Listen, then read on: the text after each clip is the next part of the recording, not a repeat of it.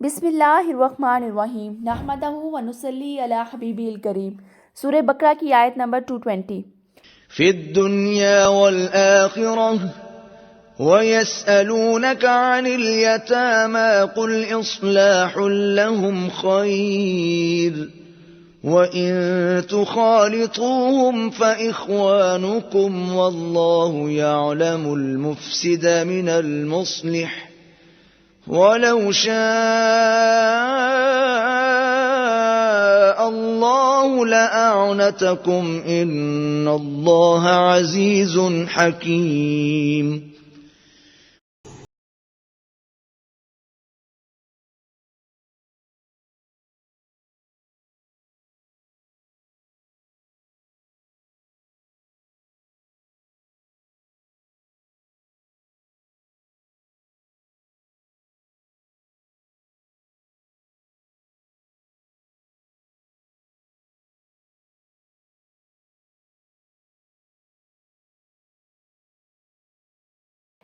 اچھا، اس آیت کا آغاز ہو رہا ہے فی الدنیا والآخراتی۔ اس کا تعلق جو ہے لعلکم تتفکرون کے ساتھ ہے، یعنی کہ تاکہ تم فکر کرو۔ اللہ تعالیٰ تمہارے آگے دنیا اور آخرت کے نقصان فائدے کھول کھول کر بیان کرتا ہے۔ ابھی تک ہم نے جتنی آیات پیچھے پڑھ چکے ہیں اس میں اللہ تعالیٰ کتنی چیزیں بتا رہا ہے کہ تم ایسا کرو کہ جو تم گھاٹے میں ہو، تم ایسا کرو کہ جو تمہیں فائدہ ہے، تم ایسا کرو کہ تم جنت میں جاؤ گے، تم ایسا کرو کہ تم جہنم میں جاؤ گے۔ تو اللہ تعالیٰ جو ہے وہ کھول کھول کر بیان کرتا ہے کہ تاکہ تم جو دنیا کی چند روزہ زندگی ہے اور ہمیشہ رہنے والی جو آخرت کی زندگی ہے ان دونوں میں خود ہی غور و فکر کرو اور فیصلہ کرو کہ تم نے کس کو ترجیح دینی ہے۔ تم نے دنیا کے چند دنوں کی زندگی کو ترجیح دینی ہے یا آخرت کی جو ابدی زندگی ہے جہاں پہ تم نے ہمیشہ رہنا ہے، جہاں پہ تمہیں کبھی موت نہیں آئے گی، تم نے اس کو ترجیح دینی ہے۔ اس کے بعد آ جاتا ہے وہ تم سے پوچھتے ہیں یتیموں کے مال کے بارے میں۔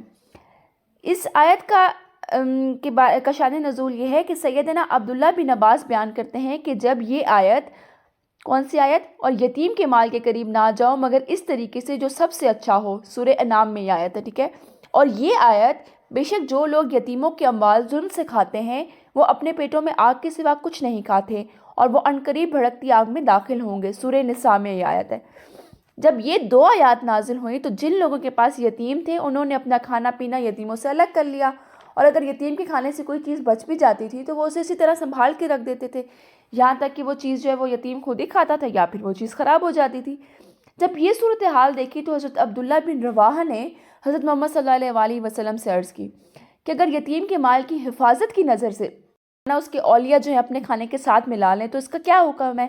اس پر یہ آیت نازل ہوئی، اور اس کے بعد جو تھا جو اولیاء تھے انہوں نے اپنا کھانا یتیموں کے ساتھ اکٹھا کر لیا تھا۔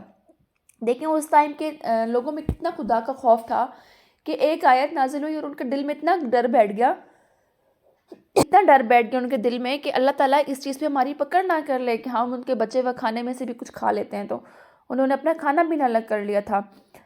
لیکن جب ان کو اس چیز کا اطمینان ہوا کہ اس چیز سے کوئی گناہ نہیں ہے، اگر اچھے طریقے سے ہم اس کو ملاتے ہیں اپنے ساتھ یتیم کے کھانے کو، تو یتیم کے مال کو، تو اس میں کوئی حرج نہیں ہے۔ اس کے بعد آ جاتے ہیں آنت۔ اس آیت میں ایک لفظ آتا ہے آنت۔ اس کا مطلب یہ ہے کہ آدمی کو اس طرح کی مشقت میں ڈالنا جس میں ہلاکت کا خطرہ ہو، یعنی کہ اللہ تعالیٰ نے تم پر مشقت نہیں ڈالی بلکہ آسانی اور وسعت پیدا فرمائی ہے۔ چنانچہ اگر اصلاح کی نیت سے تم یتیموں کو اپنے ساتھ ملا لیتے ہو، ان کو اپنا بھائی بنا لیتے ہو، تو اس میں کوئی حرج نہیں ہے، اور اگر تم محتاج ہو تو بقدر خدمت و ضرورت ان کے مال سے فائدہ بھی اٹھا سکتے ہو۔ اس کے بعد آ جاتی ہے آیت نمبر 221۔ وَلَا تَنكِحُوا الْمُشْرِكَاتِ حَتَّى يُؤْمِنَّ وَلَأَمَةٌ مُؤْمِنَةٌ خَيْرٌ مِّن مُّشْرِكَةٍ وَلَوْ أَعْجَبَتْكُمْ وَلَا تُنكِحُوا الْمُشْرِكِينَ حَتَّى يُؤْمِنُوا وَلَعَبْدٌ مُّؤْمِنٌ خَيْرٌ مِّن مُّشْرِكٍ وَلَوْ أَعْجَبَكُمْ أُولَئِكَ يَدْعُونَ إِلَى النَّارِ وَاللَّهُ يَدْعُو إِلَى الْجَنَّةِ وَالْمَغْفِرَةِ بِإِذْنِهِ وَيُبَيِّنُ آيَاتِهِ لِلنَّاسِ لَعَلَّهُمْ يَتَذَكَّرُونَ۔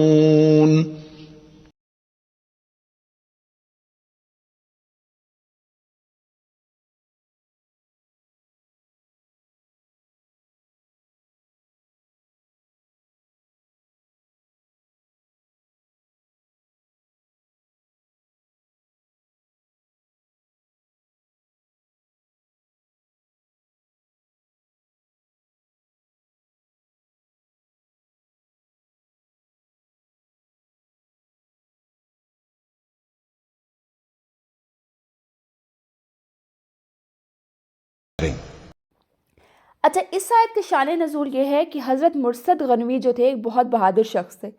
آپ صلی اللہ علیہ وسلم نے انہیں مکہ مکرمہ روانہ فرمایا تاکہ وہاں سے تدبیر کے ساتھ مسلمانوں کو نکال لیں. وہاں اناق نامی ایک مشرکہ عورت تھی. اس نے آپ کے ساتھ وصال کی خواہش ظاہر کی تو آپ نے اللہ کے خوف سے اسے اراض کیا اور فرمایا کہ اسلام اس کی اجازت نہیں دیتا. تو تب اس نے نکاح کی درخواست کی تو آپ نے فرمایا کہ یہ بھی میں رسول صلی اللہ علیہ وسلم کی اجازت کے بغیر نہیں کر سکتا. اب جب وہ اس کام سے فارغ ہوئے اور آپ صلی اللہ علیہ وسلم کی خدمت میں حاضر ہوئے اور انہوں نے نکاح کے بارے میں دریافت فرمایا کہ کیا میں اس مشرکہ عورت سے نکاح کر سکتا ہوں، تو اس پر یہ آیت نازل ہوئی کہ مشرک عورتوں سے نکاح نہ کرو جب تک کہ وہ ایمان نہ لے آئیں. ٹھیک ہے. اچھا، اب یہاں پہ ایک سوال آتا ہے اکثر لوگوں کے دماغ میں کہ قرآن پاک میں مشرک عورت سے نکاح کرنے سے منع کیا، لیکن جو اہل کتاب ہے وہ مشرک نہیں ہیں. تو دیکھیں اب جو علماء جو ہیں وہ اس چیز کو وہ کرتے ہیں کہ جو اہل کتاب اس ٹائم تھے ان کی کتاب وہی تھی جو اللہ تعالیٰ نے نازل کی تھی، ان کی کتاب میں کوئی تبدیلی نہیں ہوئی تھی. اور کیونکہ اللہ تعالیٰ کی ہی کتاب پہ وہ ایمان رکھتے تھے، اس کے ہی احکام کو وہ مانتے تھے، تو اس ٹائم کی جو اہل کتاب سے ان سے نکاح جائز تھا. لیکن کیونکہ اب جو کتاب ہے وہ ہی بدل چکی ہے تو پھر اہل کتاب کے عقائد جو ہیں وہ تو ویسے ہیں ہی نہیں نا، وہ کیسے ہو سکتے ہیں؟ اب آپ مجھے بتائیں کہ کوئی اگر عیسائی ہے جو کہتا ہے نعوذ باللہ حضرت عیسیٰ جو ہے وہ اللہ تعالیٰ کے بیٹے ہیں، تو وہ کیسے مسلمان ہو سکتا ہے؟ وہ مشرک ہی ہے نا. تو وہ اللہ تعالیٰ کے ساتھ شریک کر رہا ہے حضرت عیسیٰ کو، تو کیسے ہو سکتا ہے وہ؟ تو اب آج کل کی جو اہل کتاب ہیں ان کے ساتھ نکاح جائز نہیں ہے کیونکہ کتاب جو ہے وہ بدل چکی ہے، اور ظاہر ہے جب کتاب بدل چکی ہے تو اہل کتاب کے عقائد بھی بدل چکے ہیں. ٹھیک ہے. اب اس کے بعد اس آیت میں آگے آتا ہے کہ اللہ تعالیٰ فرماتے ہیں کہ مومن لونڈی آزاد مشرک عورت سے بہتر ہے اور مومن غلام آزاد مشرک سے بہتر ہے، اگرچہ مال و دولت، حسب و نسب، حسن و جمال کے لحاظ سے مشرک مرد یا عورت اچھے ہی کیوں نہ ہوں. ٹھیک ہے. یعنی کہ آزاد بھی ہوں لیکن پھر بھی غلام مسلم جو ہے وہ بہتر ہے مسلمان. ٹھیک ہے. سیدنا ابو ہریرہ رضی اللہ تعالیٰ عنہ بیان کرتے ہیں کہ نبی صلی اللہ علیہ وسلم نے فرمایا عورت سے شادی 4 چیزوں کی وجہ سے کی جاتی ہے: اس کے مال کی وجہ سے، اس کے خاندان کی وجہ سے، اس کے حسن و جمال کی وجہ سے، اس کے دین کی وجہ سے. تو تم دیندار عورت سے شادی کرنے میں کامیابی حاصل کرو، تمہارے ہاتھ خاک آلود ہوں. یہ بخاری شریف کی حدیث ہے. یعنی کہ دیندار عورت جو ہے وہ زیادہ آپ نے اگر شادی کرنے کے لیے دیکھنا ہے 4 چیزیں دیکھی جاتی ہیں تو سب سے زیادہ تم کس چیز کو پریفر کرو کہ وہ دیندار ہو عورت. سیدنا عبداللہ بن عمر رضی اللہ عنہ بیان کرتے ہیں کہ رسول صلی اللہ علیہ وسلم نے فرمایا دنیا سامان زندگی ہے اور دنیا کا بہترین سامان زندگی نیک عورت ہے. یہ مسلم شریف کی حدیث ہے.